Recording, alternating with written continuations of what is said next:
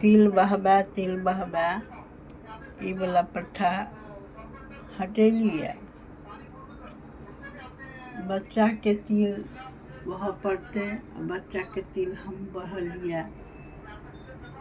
अब नया युग में नया सोशल मीडिया वाला बात। तिल गुड़ खो मीठ रह, मीठ सुन मीठ बात, माओ बेटू ये वाला बात कहलिए। जना महाराष्ट्र में कहे तिल गुड़ देत आ कहत गुड़ रह मीठ रह। दूसरों के तिल देत आ अनाची दन तिल गुड़ खो आ गुड़ रह मीठ रह।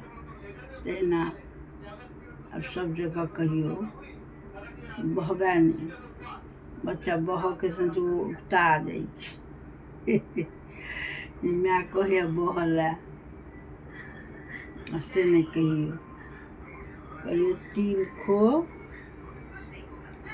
और मीठ सुन मीठ बाज मीठ को।